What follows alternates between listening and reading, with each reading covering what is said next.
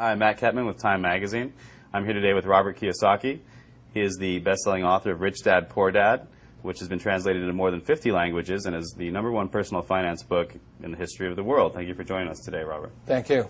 This question comes to us from A.J. Gupta from Grays Lake, Illinois. If you did not have the Rich Dad in your life, what would you be doing today? It's hard to say if I didn't have my rich dad because as a young kid, starting at probably about the age of 5, 6, 7, 8, 9, I really wanted to be rich. So I think number one is desire, and then you naturally seek your role models and teachers. And in my lifetime, I've had multiple rich dads. My rich dad was my best friend's father starting at the age of 9. And then today, I still seek mentors and wise men and wise women because that's how you get wiser, is by hanging out with smart people. And this one comes to us from Lagos, Nigeria.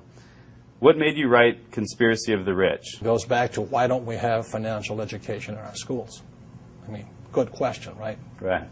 And how come the tax laws are different for different people? There's 4 things that make the most 90% of the people poor. Number 1 is taxes.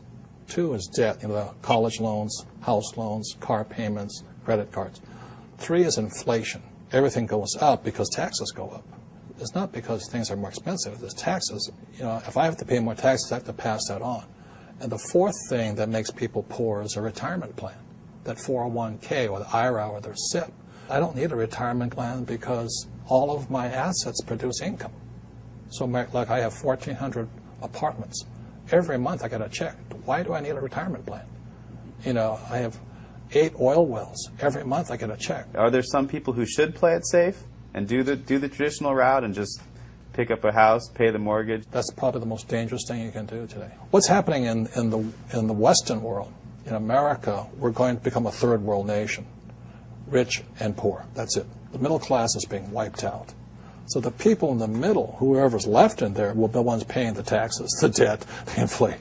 The middle class is they're the pack mule. Is there any way a government can help this, or is it really based on the individual to come up? You have to decide which side of the fence you're on, rich or poor. Make up your mind. Yeah. Make up your mind. I made up my mind. It's Rich Dad, Poor Dad. I want to listen to my old man, a PhD. The government will take care of me. You save your money. And as you're saving your money, the Federal Reserve is printing trillions of dollars. I mean, how stupid can you be? And invest your money for the long term in a well-diversified portfolio of mutual funds. Send it straight to Wall Street so that they can pay their brokers $10 million a year bonuses. I mean, how stupid does a person have to be? I mean, wake up. Do they teach you that in college-level economics or no? Hell no. Are you kidding me? Absolutely not. By design. If you read Conspiracy of the Rich, 1903, John D. Rockefeller took over the financial education system by creating the General Education Board. And since then, the rich have controlled what is taught at schools. This question comes to us from Tokyo. Jay Sienna asks, you always say that your poor dad forbade everyone to talk about money at the dinner table. Did you ever ask him why? And at your dinner table now, are people allowed to talk about money? That's all I talk about is about money. Tell me something money does not affect. Does money affect education? Absolutely. If you have money, you can go to the best schools. Look at George Bush. Right. This one comes from Laredo, Texas, from Steven San Ramon. When you and your wife were living out of your car, how did you remain so confident that you would be able to accumulate enough wealth to not only retire rich, but young as well? Well, confidence comes from discipline and training. I think one of the best things that happened for me was I kept flunking out of school.